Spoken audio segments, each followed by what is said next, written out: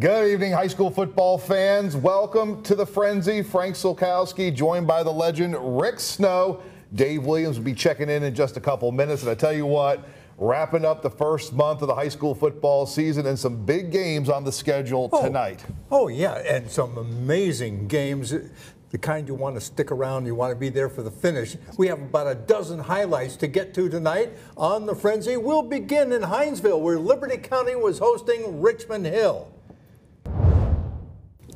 At Donnell Wood Stadium, Liberty County leading 13-7 going to the second quarter. On the first play of the second quarter, Jalen Rouse, he goes up the middle, 14 yards for a touchdown, and the game was tied at 13. Back come the Panthers. Deontay Bowens with the pass over the middle to Markel Johnson, and he finds plenty of running room after making the catch. And he's gone, completing an 83-yard touchdown as Liberty County takes the lead back 19-13. That's the way the game was going. It was a seesaw battle. Late in the first half, the Wildcats on the move, and Tyler Coleman with a screen pass to Kaylee Spellman, squirts away from one tackler, jumps another one, and picks up 25 yards. Then Rouse weaves his way through the defense and takes it in from 11 yards out, and the Wildcats take a 20-19 lead at the half. But Liberty County roars back in the second half of an exciting game for a 31-23 victory to improve to 3-0, while the Wildcats fall to 1-3 for the season. Representative Buddy Carter on hand for the coin flip at Memorial Stadium. Benedictine facing Savannah High. First offensive snap of the game. Holden Gerner going to put one up for Gavin Stewart. How about this passing catch? For the touchdown, it was 7-0 Cadets just 15 seconds into the game. When the Cadet offense gets back on the field, it once again takes just one play to score. This time it's Gerner hitting Big 22 member Trent Broadnax, who makes the catch and cruises in for the touchdown. Point after fails, it was 13-0. The Savannah High offense struggling to get going. The Cadets going to come up with a tackle for loss. John Dodd with the honors for BC on this one. Then later in the opening quarter, Benedictine was extending its lead. This time it's Kajon Mack getting the call. He's into the end zone. All Benedictine in this one. They rough up Savannah High. 58-7 the final. Wow. At Pooler Stadium, New Hampstead hosting Brunswick. The Phoenix with the lead at the half and adding on to it in the opening kickoff of the second stanza. The ball goes to Big 22 member Sam Brown. That can and will be trouble for the Pirates. The University of Central Florida commit finds a lane, and he's going to take it to the house. New Hampstead goes up 19-7 early in the third quarter. But Brunswick with an answer in the form of running back Jacoby Hill. He gets the call and finds plenty of running room. He's not knocked out of bounds until he's inside the New Hampstead 5. Then 2 plays later, it's Hill again getting the call, and this time he finishes the drill by getting it into the end zone. The big second half lifts the Pirates to the win, 29-19, the final. Let's get out to the Palace in the Pines. Effingham hosting Burke County, and what a start for the Rebels, pinned deep in their own territory. Opening possession, quarterback Zach Garcia throwing deep to Big 22 member Randy Scott, folks. Oh. Yeah, this passing catch going the distance. Effingham quickly on top. It was 7-0. But Burke County responds. Quarterback Joanna Dove on the design keeper. He's going into the end zone with a point after. Game was tied at 7. In the second quarter, the visiting Bears grabbing their first lead of the contest. Mr. Dove was at it again. Another keeper, another touchdown for Burke County. A lot of points in this one. When all is said and done, is Burke County picking up the win. 49-34 the final. At Olvie Field, Bradwell facing Long County, and it was homecoming for the Tigers in the first quarter. Darius Cooper on the quarterback keeper finds running room to the outside, picks up 20 yards and a first down before he's finally pushed out of bounds. That set up Kenneth Lockhart for a 47-yard field goal attempt, and it was good by plenty. It was 3-0 Bradwell. Amazing. On the Tigers' next possession, they give it to Dante Jones up the middle. He picks up 10 yards and a first down.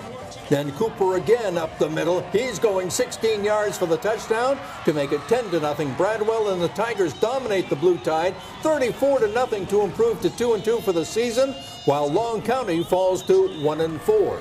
All right, let's get on up to Augusta. Screven County paying a visit to Augusta to face Laney this evening. Down on the boulevard, it's Laney. Falling behind early. Screven County, Austin Makovic throws it to Isaiah Johnson. Nice grab in the end zone for the touchdown. Now Laney looking for the offense to get going, but Donquell Yancey's pass going to be picked off by Chase Hart, and he's headed the other way for the big return. That's going to lead to another Gamecock touchdown. Screven County rolls over Laney in this one, 34-6, the final from Augusta. Memorial Day visiting Edmund Burke. From the independent ranks, it's Edmund Burke taking on Memorial Day, and problems on the opening kickoff for the Blue Thunder. Fumble, and it's Edmund Burke on the recovery. That sets up Evan Hirschhauser for the touchdown. Then another fumble by Memorial, 14-0. Edmund Burke, he adds on with a punt return as Mason Boswell takes it to the house. All Edmund Burke tonight. They take this one by a score of 50-0, the final. Memorial Day having a tough go of it here early this season, but as you can see, it was a busy Friday night under the lights, but we're just getting started here on the Frenzy. Absolutely. When we return, we'll be taking a trip over to the Low Country. Dave Williams had a visit there. Stick around.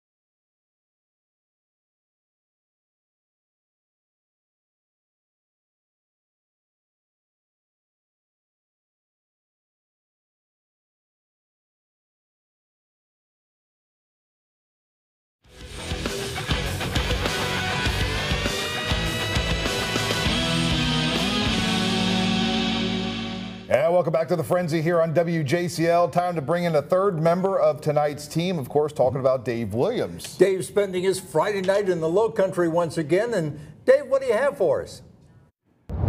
Well, that's right, guys. You know, my travel is taking me to Beaufort County for a pair of games. We'll get to Beaufort High in just a second. First, a quick trip to Seabrook.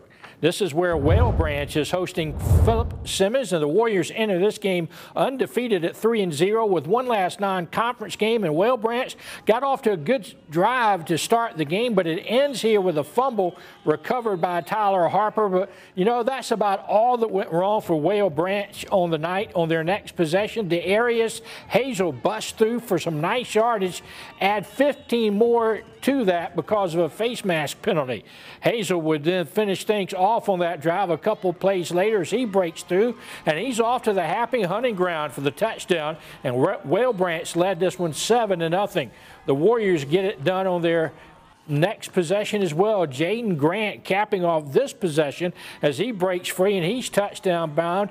Whale Branch led at this point 14-0. They go on to win 37-9 is your final. Meanwhile, in Beaufort, the Eagles hosting Blythewood is Beaufort looking for their first win of the year still, but Blythewood already up 35-14 late in the first half, and they go to work again. Quarterback Josh Strickland hits Joshua Burrell for the short pass inside the 5-yard line. They would cash that in when Strickland hits Brandon Edwards in the end zone for the touchdown and a 42-14 Blythewood advantage. Beaufort, however, tries to get something going to start the second half. Quarterback Tyler Haley calls his own number to convert the fourth down situation, and the Eagles were on the move, but alas, things would come to a screeching halt on this possession. 2 plays later, Beaufort will fumble the ball, and Blythewood comes up with a recovery to end that drive, and Blythewood goes on to win 56-21. Thanks so much, Dave. May River on the road in Charleston tonight to battle Burke. First quarter, Stephen Gatson. The interception, how about the defense into offense? The pick going to turn into the pick 6. 14-0. May River out to the nice start in this contest. Still more from the Sharks. Second quarter now, Donovan Ling with the 10-yard touchdown run coming up for May River. That's going to make it 21-0. May River just getting started. Joseph Tapscott to Andrew Mersberger. And a beautiful touchdown pass and catch. All May River and over Burke in this one. How about 49-0? Big road win for the Sharks. Thomas Hayward Academy at Northwood tonight. And Northwood quarterback Gabe Johnson, he tries to look for a pass downfield, but he's chased and sacked in the backfield by John Hewlett. Then Northwood goes for it on 4th down, and the pass falls incomplete. Thomas Hayward quarterback Peyton Bennett tries to pass the ball downfield, but he's picked off by Northwood defensive back Douglas Watson. Then Thomas Hayward possession again, and this time Bennett finds his wide receiver Sullivan Watkins, makes a nice catch. Continuing the play early in the second quarter, the ball is handed off to Tyler Gadsden. He punches in from 5 yards, 36-0. Thomas Hayward is the final, 36-0. Big win for Thomas Hayward on the road tonight. Will still come on the Frenzy. We're going to take a look back at a trio of games that were played Thursday night right here in Savannah. Stick around.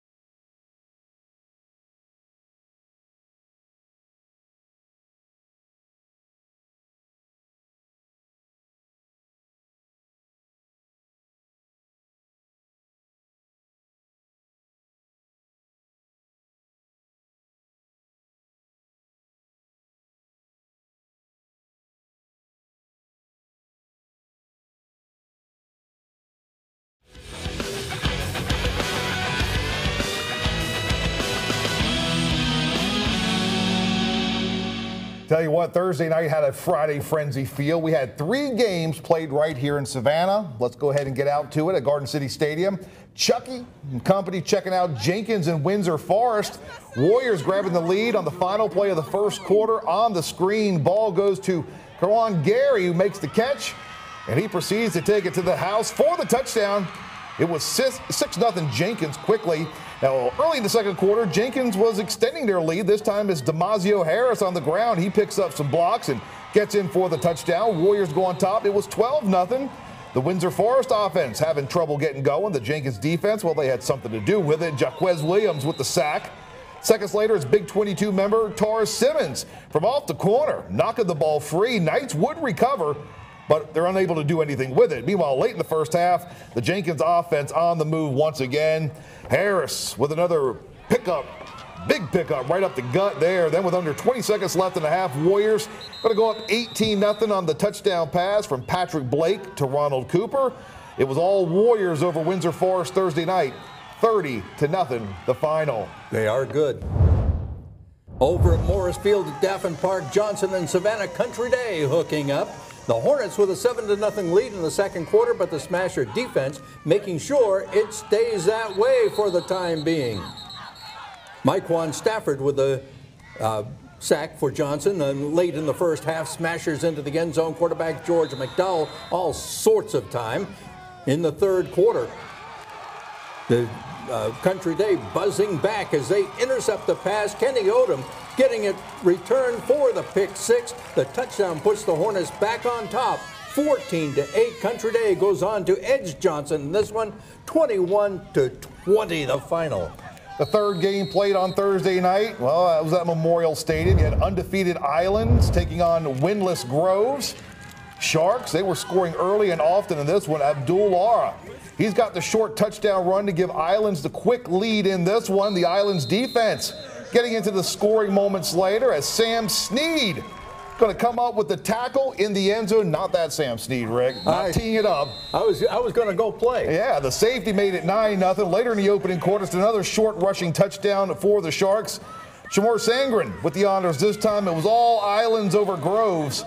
65-12, the final from Thursday night. So there's a look at some of the action that we had back on Thursday, and of course a full slate that we had Friday. Got a bunch of college football tomorrow. Absolutely. Georgia Southern's at home.